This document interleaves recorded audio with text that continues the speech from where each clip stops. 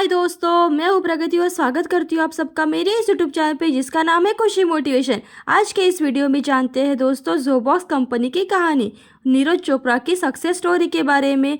विदेश में सीखा हुनर और देश में आधी कीमत पर बेच रहे हैं पुराने फ़ोन और बना डाली उन्होंने करोड़ों की कंपनी।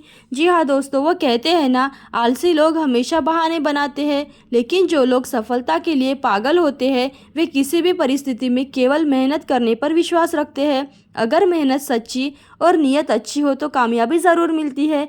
ऐसी ही कहानी नीरज की भी है।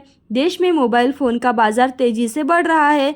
नए फ़ोन के साथ अब देश में पुराने यानी सेकंड हैंड फ़ोन का भी बड़ा बाज़ार है। नीरज चोपड़ा ने साल 2020 में अपनी कंपनी जोबॉक्स की शुरू की है। उनका बिजनेस तेज़ी से बढ़ रहा है और उनका टर्नओवर करीब 50 करोड़ रुपए है। नीरज की कंपनी पुराने मोबाइल फ़ोन को रिफर्बिश करके उन्हें बेचती है। ये मोबाइल नए मोबाइल की तुलना में 40 से 45% सस्ते मिलते हैं। देश में मोबाइल फ़ोन का बाज़ार तेज़ी से बढ़ रहा है। नए फ़ोन के साथ अब देश में पुराने यानी सेकंड हैंड फ़ोन का भी बड़ा बाज़ार है। जिस तरह नए नए फ़ोन लॉन्च हो रहे हैं और लोग पुराने फ़ोन बेच रहे हैं, ऐसे में लोगों को अब कम से कम रेट में अच्छे और पुराने मोबाइल मिल रहे हैं। अब भारत में पुराने स्मार्टफोन को रिपेयर करके उन्हें बेचने का बिजनेस भी तेज़ी से बढ़ रहा है।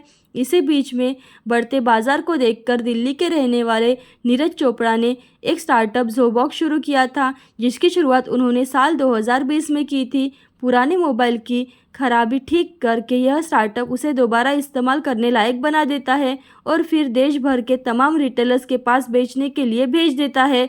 ये मोबाइल एक नए मोबाइल की तुलना से 40 से 45% सस्ते मिलते हैं और नीरज चोपड़ा करोड़ों की कंपनी के मालिक है। नीरज का बिजनेस लगातार बढ़ रहा है, लेकिन उनका यह सफ़र बिल्कुल भी आसान नहीं था।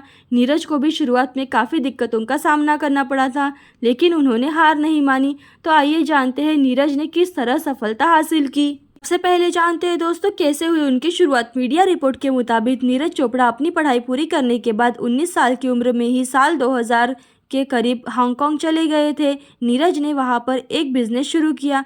वह हांगकांग से इलेक्ट्रॉनिक आइटम भारत बेचते थे।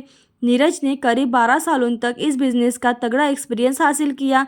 इसी बीच साल 2012 में उन्हें अचानक से भारत वापस लौटना पड़ा। नीरज को अब तक मोबाइल सेगमेंट में काफ़ी काम किया था और उन्हें चीन से बाज़ार की अच्छी समझ थी, जिसके बाद नीरज ने पुराने मोबाइल को रिफर्बिश करने का आइडिया शुरू कर दिया। अब जानते हैं दोस्तों मुश्किलों से हुआ सामना।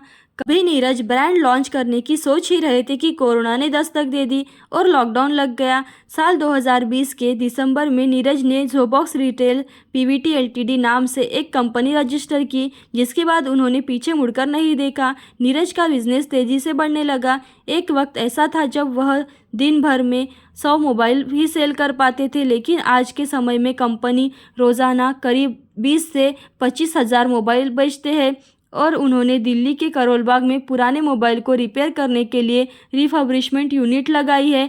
नीरज की कंपनी ई कॉमर्स कंपनियों से पुराने मोबाइल खरीदकर उन्हें रिफर्बिशमेंट करके नया लुक देती है।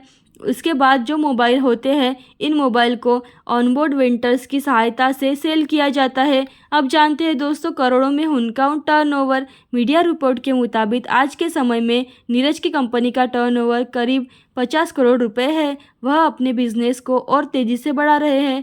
जिस तरह से अब बाज़ार में रोज़ाना कंपनियों को नए नए फ़ोन लॉन्च हो रहे हैं, लोग भी नया फ़ोन लेने के लिए अपने पुराने फ़ोन बेच रहे हैं। उसी के साथ पुराने मोबाइल का फ़ोन का बाज़ार भी तेज़ी से बढ़ता रहा है। ऐसे ही अच्छी और मोटिवेशनल वीडियो देखते रहने के लिए खुशी मोटिवेशन को लाइक शेयर सब्सक्राइब जरूर कीजिए। Thank you so much.